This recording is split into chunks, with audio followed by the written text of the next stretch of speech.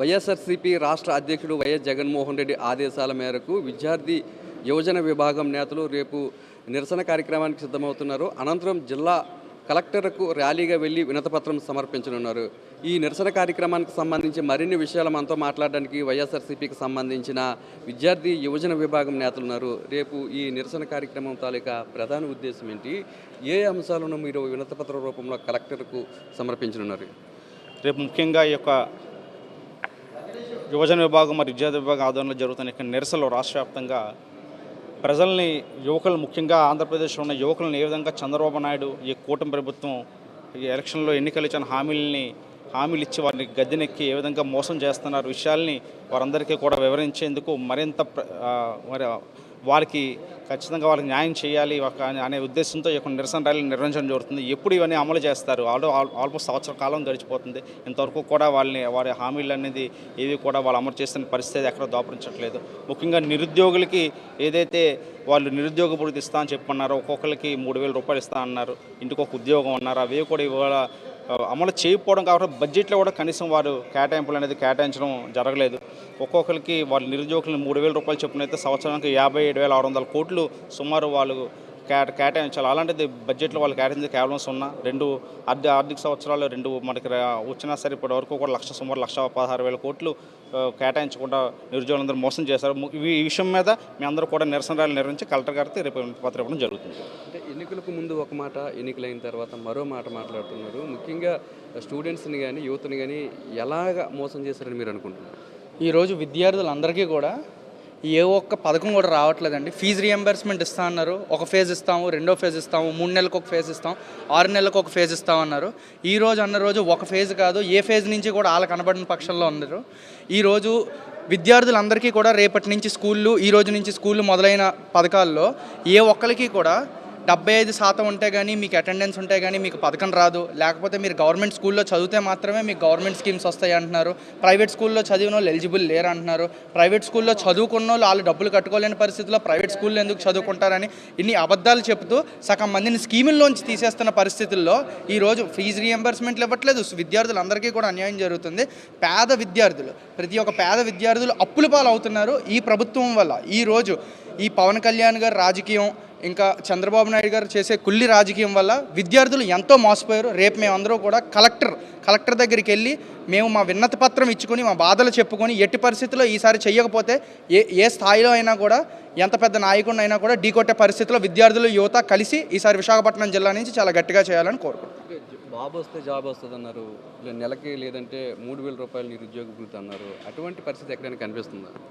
ఈరోజు రాష్ట్రంలో one side కూటమి పాలన ఎలాగైపోయిందంటే వన్ సైడ్గా నడుస్తుందండి. రేపు విద్యార్థులు కానీ, ముఖ్యంగా విద్యార్థులు కానీ, యువతను కానీ పక్కన పెట్టే పరిస్థితులు కనిపిస్తున్నాయి. ఎట్టి పరిస్థితుల్లో ఇలాగా మెగా డిఎస్సీ అన్నారు, అది గాలికి వదిలేశారు. ఫస్ట్ గవర్నమెంట్ రాగానే ఫస్ట్ అన్న మాట మెగా డిఎస్సీ మీద ఫస్ట్ సంతకం పెడతాన్నారు, దాన్ని పక్కన పెట్టేశారు. నిరుద్యోగ భృతి అన్నారు, అది పక్కన పెట్టేశారు. మరొకటి ఫీజు రియంబర్స్మెంట్ అన్నారు, అది పక్కన పెట్టేశారు. దీనికోసమే రేపు భారీ ఎత్తున కలెక్టర్ ఆఫీస్కి వెళ్ళి కలెక్టర్ గారికి వినతి పత్రం అందజేయడం జరుగుతుంది. చెప్పండి, చాలామంది యువత ఉన్న దాదాపు అంటే 2,75,000 మంది వాలంటీర్ వ్యవస్థను కూడా కూటమి ప్రభుత్వ అధికారంలోకి వచ్చిన తర్వాత తొలగించింది. అంటే వాళ్ళకి జరిగిన నష్టాన్ని ఏ విధంగా చూస్తారు?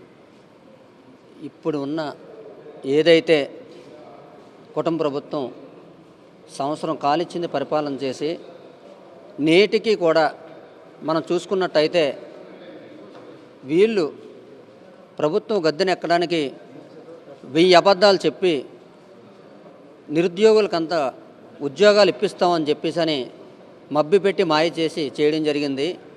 జగన్మోహన్ రెడ్డి గారు ఏదైతే లక్ష్యంతో కొన్ని లక్షల ఉద్యోగాల వాలంటరీ వ్యవస్థకి వాలంటీర్లందరినీ కూడా ప్రజలకు అందుబాటులో ఉండి నేరుగా ప్రజలకు ప్రతి ఒక్క సంక్షేమ పథకం అందాలనే దశతో ప్రతి ఇంటికి వెళ్ళే విధంగా వాలంటరీ వ్యవస్థను రూపకల్పన చేసి వాళ్ళందరికీ ఒక ఉపాధి కల్పిస్తే ఆ ఉపాధిని కొన్ని లక్షల ఉద్యోగాలను ఈరోజు మనం చూసినట్టయితే తీసేసి పక్కన పెట్టి తప్పుడు హామీలతో ప్రతి ఒక్కరికి 10,000 ఇస్తాం, 15,000 ఇస్తామని శాలరీ ఇస్తామని మభ్యపెట్టి ఈరోజు ఏ ఒక్క ఉద్యోగం కూడా నిలుపుదశ చేయలేని పరిస్థితి అయితే ఈ కుటుంబ ప్రభుత్వానికి ఉంది. ప్రజలందరూ చూస్తున్నారు, బుద్ధి చెప్పడానికి సిద్ధంగా ఉన్నారు. ఈరోజు ఎలక్షన్ పెట్టినా జగన్మోహన్ రెడ్డి గారికి 175కి 175 సీట్లు వస్తాయని మా యూత్ తరపున ఈరోజు అయితే మీకు చెప్పడం జరుగుతుంది. ముఖ్యంగా ఈ యువత కానీ స్టూడెంట్స్ కానీ చంద్రబాబు నాయుడు కానీ లేదంటే పవన్ కళ్యాణ్ వైఖరి పట్ల ఎలా ఉన్నారు ప్రస్తుత పరిస్థితుల్లో? యువతంతా కూడా మీరు పవన్ కళ్యాణ్ గారు ఏం చెప్పారు అప్పుడు యావత్ వాలంటీర్లు అందరికీ కూడా దానికైనా బెటర్ ఇస్తామని చెప్పారు.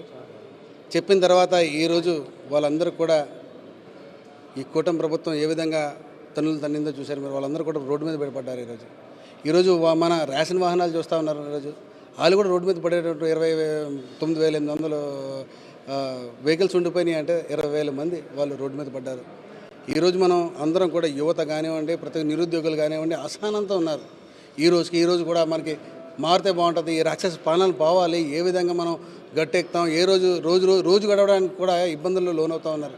ఎందుకంటే మేము కింద స్థాయి నుంచి మేము ప్రతి ఒక్క వార్డుల్లో కానివ్వండి, గ్రామాల్లో కానివ్వండి వెళ్తున్నప్పుడు వాళ్ళ అర్థనాదాలు విని మేము కూడా చాలా బాధలు పడుతూ ఈరోజు ఏం చేయాలని చెప్పేసి ఉద్దేశంతో మనం 13వ తేదీన జరగబోయే ఈ కార్యక్రమం మనం చేయాలని అనుకుంటా ఉన్నాం. ఈ ఏడాది కాలంగా చంద్రబాబు నాయుడు విద్యార్థులకు కానీ లేదంటే యువతకు కానీ ఇచ్చిన ఏ ఒక్క హామీని కూడా నిలబెట్టుకోలేదని, వాటన్నింటిని కూడా అమలు చేయాలన్న డిమాండ్తోనే రేపు నిరసన కార్యక్రమాన్ని చేపడుతున్నామని, అనంతరం ర్యాలీగా వెళ్ళి చంద్రబాబు నాయుడు ఇచ్చిన హామీలన్నింటిని కూడా అమలు చేయాలనే డిమాండ్తో వినతపత్రాన్ని జిల్లా కలెక్టర్ కూడా సమర్పిస్తున్నామని, రాష్ట్రంలో ఉన్న యువత కానీ లేదంటే విద్యార్థులు కానీ చంద్రబాబు నాయుడు తీరు పట్ల తీవ్ర అసంతృప్తితో ఉన్నారని, చంద్రబాబు నాయుడు పాలన ఎప్పుడు పోతుందనే అభిప్రాయంలో రాష్ట్రంలో ఉన్న విద్యార్థులు కానీ యువత కానీ ఉన్నారని చెప్పి ఇక్కడ వైఎస్ఆర్సీపీ నేతలు చెప్తున్నారు. కెమెరా అప్పలరాజుతో నాయుడు, విశాఖపట్నం నుంచి.